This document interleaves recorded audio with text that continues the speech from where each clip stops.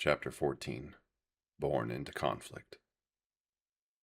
As the rivalry between Senju and Uchiha intensified, warfare itself began to change.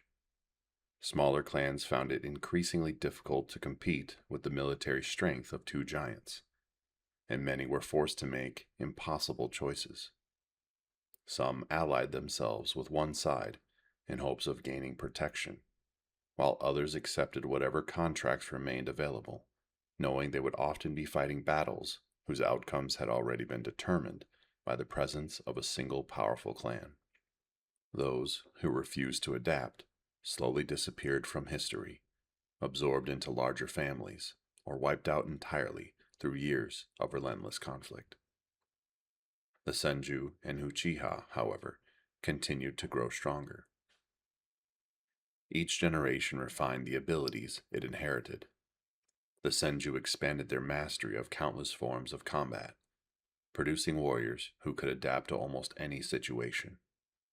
Their clan valued flexibility above specialization, believing that a shinobi should never rely on a single technique or weapon.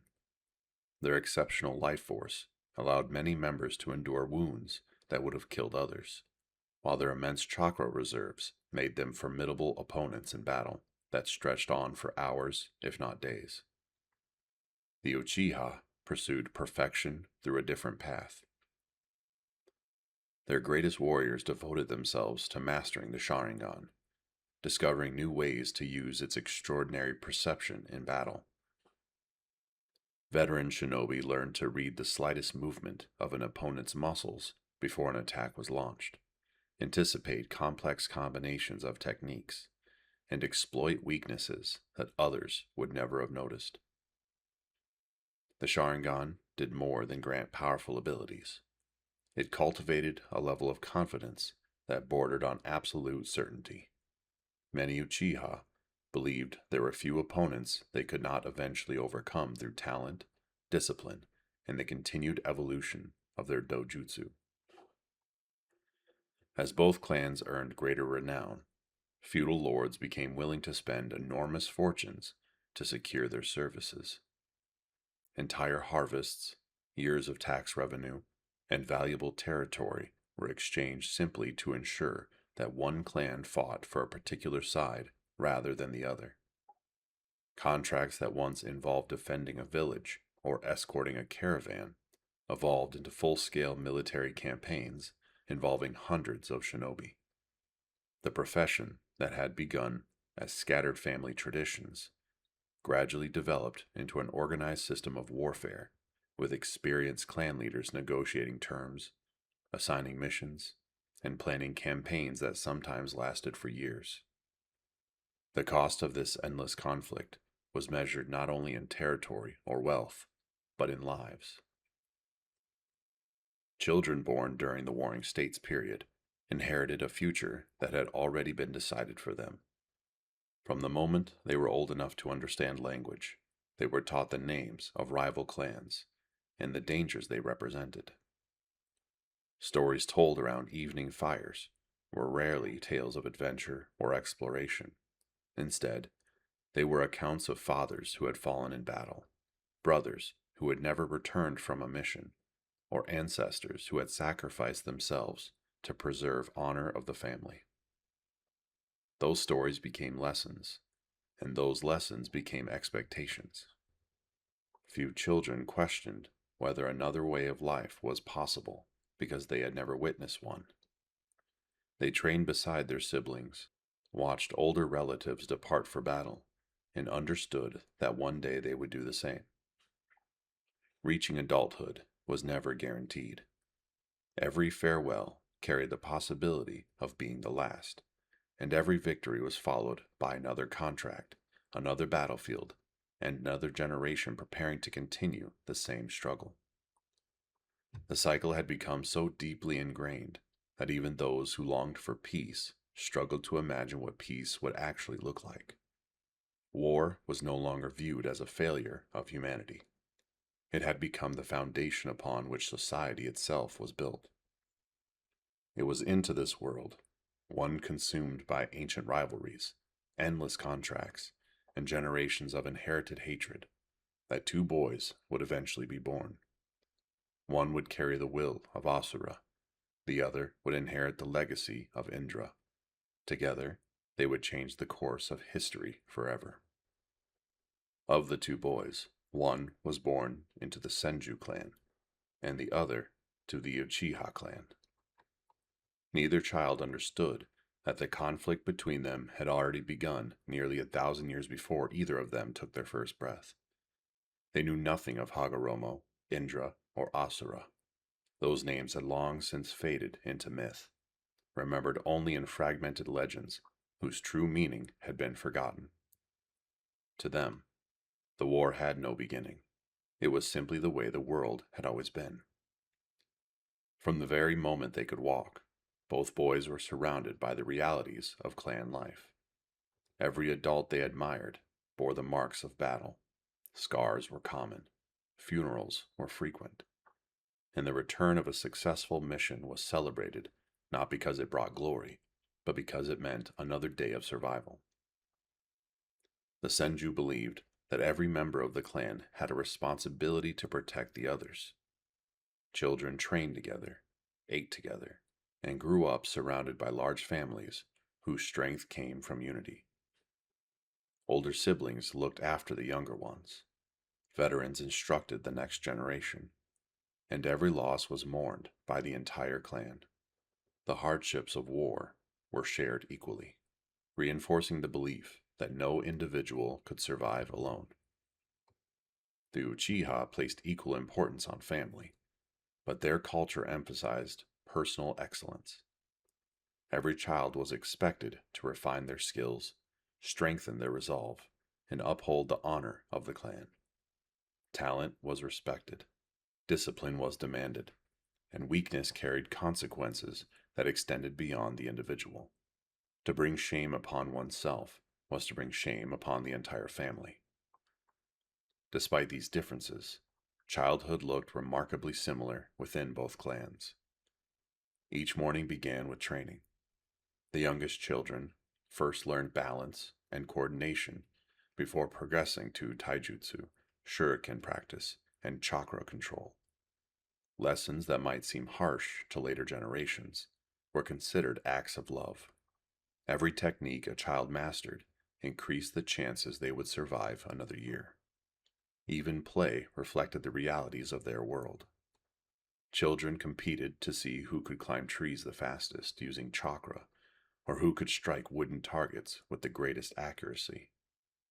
They raced through forests while avoiding hidden traps placed by older shinobi, and turned mock battles into opportunities to imitate the warriors they hoped one day to become. For brief moments, they laughed as children always had. Then another funeral would remind them of how quickly childhood could end. Many never reached adulthood. Disease claimed some, battle claimed many more. A clan's future depended upon its children surviving long enough to continue the bloodline, yet those same children were often sent into danger before they had fully grown. Every generation accepted this contradiction because they believed they had no alternative. Among the Senju, one child stood out from an early age. His name was Hashirama. Unlike many of the children around him, Hashirama possessed an infectious optimism that seemed almost out of place during such a violent era. He trained with remarkable determination and displayed exceptional talent. Yet, what others remembered most was his ability to make friends with nearly anyone. Whether speaking with a fellow clan member or people outside his own family, he naturally drew others toward him through kindness rather than intimidation. Far away, within the lands controlled by the Uchiha, another boy was beginning to earn the attention of his clan. His name was Madara. Even as a child, Madara displayed extraordinary natural talent. Techniques that challenged others often came easily to him, and his fierce determination drove him to train long after the other children had grown exhausted. He respected strength above all else, believing that only by becoming stronger could he protect the people he cared about from the relentless cruelty of the world around him. Although they had never met, the paths of Hashirama Senju and Madara Uchiha were already moving steadily towards one another. Neither boy realized that history had chosen them long before they had chosen their own destinies. As the years passed, both boys grew into some of the most promising children their clans had seen in generations. Hashirama's natural talent quickly became impossible to ignore. He excelled in nearly every aspect of shinobi training, displaying remarkable chakra reserves and an instinctive understanding of combat that impressed even the most experienced members of the Senju. Yet his greatest strength was not his ability to fight. It was his unwavering belief that every life held value, regardless of the clan of which it belonged. That belief often puzzled the adults around him. The Senju had buried countless friends and relatives at the hands of the Uchiha. Stories of betrayal, vengeance, and sacrifice filled every gathering, reinforcing the idea that the clan's greatest enemy stood just beyond the next battlefield. Hashirama listened to those stories, as every child did, but he struggled to understand why people who had never met one another were expected to hate each other simply because of the family into which they had been born. Madara's childhood led him toward a different conclusion. The Uchiha paid a terrible price for every victory they achieved. Fathers disappeared on contracts and never returned. Brothers grew into soldiers almost overnight. Every funeral served as another reminder that the world showed no mercy to the weak. Madara loved his family deeply, and each loss strengthened his resolve to become powerful enough that no one he cared about in the world would ever die, because he had failed to protect them. Among those closest to him was his younger brother, Izuna. The two were nearly inseparable. They trained together, challenged one another relentlessly, and shared dreams of one day becoming the strongest warriors their clan had ever known. Madara's fierce determination was matched only by his desire to see Izuna survive in a world that seemed determined to take everything from them. Hashirama found similar companionship within his own family. He admired his father, Butsuma Senju, whose leadership had helped keep the clan alive through decades of warfare, and looked up to his brothers, especially Tobirama. Though close in age, the two possessed very different personalities. Tobirama approached every situation with careful logic, rarely allowing emotion to cloud his judgment. Hashirama, by contrast, trusted people almost instinctively, believing that understanding another person's heart was often more valuable than simply defeating them. Neither perspective was born from weakness. Each was a response to the same brutal world. As the boys entered adolescence, the expectations placed upon them became heavier. Training gave way to real missions, and lessons once taught with wooden weapons were tested on battlefields where mistakes carried fatal consequences. The line separating childhood from adulthood all but disappeared. A successful mission earned respect, while failure could cost not only a shinobi's life, but the lives of everyone who depended upon them. It was during these years that the boys began asking questions few others dared to consider. Hashirama wondered whether endless revenge truly honored those who had already died, or merely guaranteed that more families would suffer the same fate. Madara questioned why strength was always spent fighting those who had endured the very same hardships. Every battlefield was filled with young men carrying identical burdens, mourning fallen relatives, and believing they were protecting the people they loved. If their lives were so similar, why were they destined to kill one another? Neither boy spoke these thoughts aloud. Within their respective clans, such questions could easily be mistaken for doubt or disloyalty. The war had endured for generations because every child inherited its assumptions before they were old enough to challenge them. Yet fate has a way of bringing together those who are destined to change history. Far from the battlefields, beyond the territories claimed by either clan, flowed a quiet river winding through the forests. It was a place where children sometimes escaped the weight of expectations, if only for a few precious hours. Neither Hashirama nor Madara knew it yet, but both would soon find themselves drawn there. The meeting that followed would begin as a simple friendship between two boys. It would grow into the greatest alliance the Shinobi world had ever known, and, in time, become its greatest tragedy. Chapter 15: A Chance Encounter. For years, the Senju and Uchiha had crossed paths only on the battlefield. Their children inherited the same hatred as their parents, growing up with stories that painted the opposing clan as ruthless enemies. Neither side questioned those beliefs. By the time a child was old enough to hold a weapon, they already understood which symbol they were expected to fear. Yet there were places where the war felt strangely distant. Between the territories controlled by the Senju and the Uchiha flowed a quiet river that belonged to neither clan. Far enough from the front lines to escape the constant movement of soldiers, it became one of the few places where the sounds of battle were replaced by flowing water. It offered a brief escape from a world defined by violence. And on one ordinary afternoon, two boys unknowingly found themselves drawn there. Hashirama Senju arrived first. Like many children raised during the Warring States period, he rarely experienced moments free from training or responsibility. Whenever the opportunity presented itself, he sought out places where he could simply enjoy being a child. The river became one of those places. One of his favorite pastimes was skipping stones across the water, challenging himself to find flatter rocks and achieve more skips with each attempt.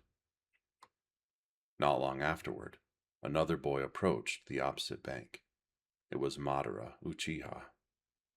Like Hashirama, Madara had come seeking a moment away from the expectations placed upon him by his clan. The two boys noticed one another almost immediately, but neither recognized the family from which the other came. They wore no armor, displayed no clan symbols, and had no reason to suspect that they stood on opposite sides of the greatest rivalry in the Shinobi world. Without exchanging names, they began competing to see who could skip a stone the farthest across the river. What started as a simple pastime quickly became a friendly contest. Each successful throw challenged the other to do better, and before long, both boys were completely absorbed in the competition. They searched the shoreline for flatter stones, adjusted their techniques, and continually pushed one another to improve. Neither wanted to lose, but neither viewed the contest with hostility. Instead, each found genuine enjoyment in meeting someone capable of matching their own skill. It was a rare experience for both of them. Throughout their childhoods, they had been surrounded by adults who measured success through victory in battle and the defeat of rival clans. Standing beside the river, none of those expectations mattered. For a brief moment, they were not heirs to ancient bloodlines or future leaders of powerful clans. They were simply two children discovering that they had far more in common than either of them could have imagined. Neither realized that only days earlier, their fathers and older brothers had likely stood on opposite sides of a battlefield, each fighting to protect the people they loved. History had spent centuries pulling the descendants of Indra and Asura apart. Fate had quietly brought the two of them together. The contest at the river did not end with skipped stones. As the afternoon wore on, the two boys found themselves testing one another in every way they could imagine. They climbed trees to see who could reach the highest branch first, raced through the surrounding forest, and challenged each other to other feats of balance and agility across fallen logs and rocky outcroppings. Neither wished to lose, but neither sought to humiliate the other. Every challenge was met with another, and with each passing hour, a quiet sense of mutual respect began to grow. It did not take long for each boy to recognize that the other possessed extraordinary ability. Hashirama's natural athleticism and seemingly endless stamina allowed him to continue long after most children would have exhausted themselves. Whenever he stumbled, he quickly recovered, approaching every challenge with the same enthusiasm that had defined him since childhood. Madara, meanwhile, displayed remarkable precision in everything he attempted. His movements were deliberate, efficient, and refined far beyond what Hashirama expected from someone his own age. Each boy excelled in different ways, making it impossible for either to claim clear superiority. The competition gradually gave way to conversation. Rather than speaking about their clans or their families, they discussed the lives they hoped to lead. Both had already witnessed more death than children should ever experience. Friends and relatives had disappeared from their lives with frightening regularity, leaving behind grief that neither fully understood. Though they avoided revealing details that might identify their families, they quickly discovered that their experiences were strikingly similar. Both had grown up believing that losing loved ones was simply a part of life. Both had accepted that one day they too would likely be sent into battle. As those conversations continued, an unexpected realization began to take shape. The enemy they had each imagined throughout their childhood looked nothing like the person standing before them. Neither found hatred, and neither found cruelty. Instead, each found someone burdened by the very same hardships. For Hashirama, the encounter reinforced something he had quietly believed for years. If two strangers could meet without prejudice, compete without malice, and enjoy one another's company without knowing their families' names, perhaps the divisions between clans were not as inevitable as everyone believed. Madara reached a similar conclusion, though from a different perspective.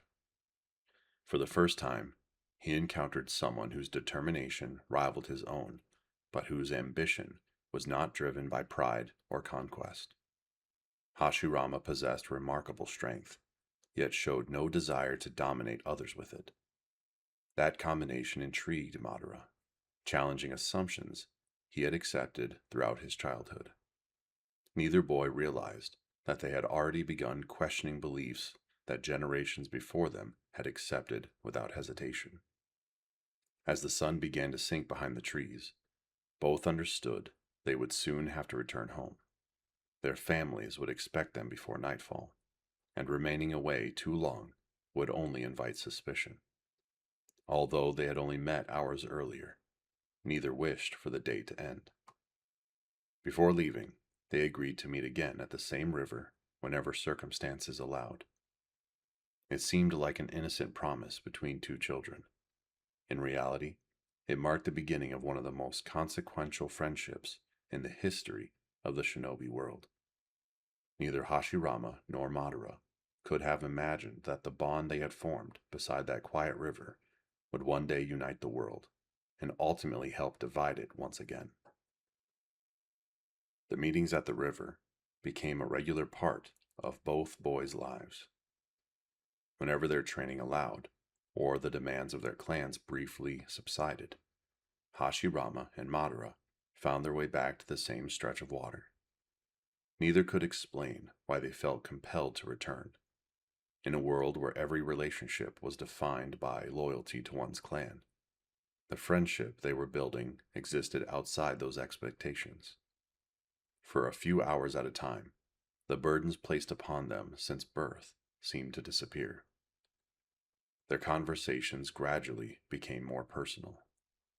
They spoke of the world around them, of the endless conflicts that consumed every generation, and of the lives expected of them as they grew older.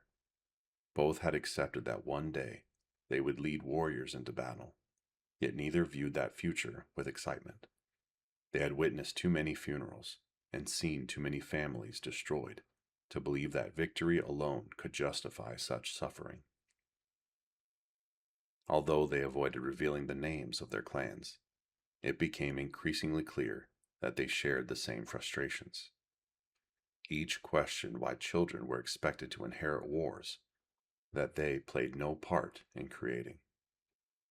Each wondered whether peace was truly impossible, or whether generations of hatred had simply convinced everyone that no alternative existed. For the first time in either boy's life, they found someone willing to ask those questions without immediately dismissing them. Together, they began imagining a different future.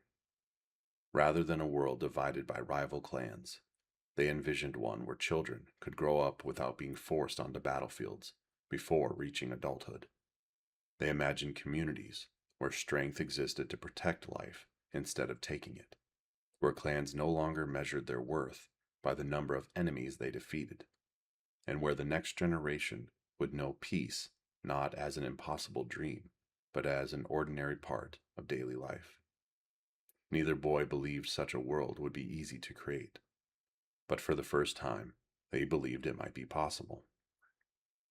Neither realized that the dream they were forming beside that quiet river would one day become the foundation upon which the Hidden Leaf Village was built. As the seasons passed, the meetings beside the river became more than an escape from the burdens of clan life. They became a place where two boys could speak openly about a future that neither believed was possible within the world they had inherited. Each meeting strengthened not only their friendship, but also their shared conviction that the endless cycle of war could not continue forever. Their conversations increasingly turned toward the future, rather than discussing how to win the next battle or defeat another clan. They questioned why those battles continued at all. Both had watched younger brothers, friends, and relatives die in conflicts they had never chosen. They had grown up believing that sacrifice was simply the price of survival. Yet neither could accept that children should spend their lives preparing to become soldiers. Together, they began imagining a different world. They envisioned a place where rival clans no longer lived in constant fear of one another. A place where children could train without being sent to the battlefield before reaching adulthood. A place where strength existed to preserve peace instead of perpetuating war. Though neither boy possessed the power to make such a dream a reality, the idea itself became something they returned to whenever they met beside the river. Neither realized that their disappearances had begun attracting attention. Within the Senju, Hashirama's younger brother, Tobirama, noticed that his brother would occasionally leave the clan alone and return without explaining where he had gone. Their father, Butsuma Senju, had survived decades of war by trusting very little, and the unusual behavior immediately aroused his suspicion. Believing Hashirama might unknowingly be revealing information to an enemy, he ordered Tobirama to secretly follow him. The Uchiha reached a similar conclusion. Madara's father, Tajima Uchiha, recognized the same pattern in his own son. Madara had become increasingly secretive, disappearing for hours at a time while refusing to explain where he had been. In an era where a single mistake could doom an entire clan, Tajima could not ignore the possibility that his son had encountered someone from a rival family. Without either boy realizing it, both fathers set events into motion that would forever change the course of their friendship. The next time Hashirama and Madara traveled to the river, they intended to continue the conversations that had become the highlight of their childhoods. Instead, they would discover that the world they dreamed of escaping had finally caught up with them.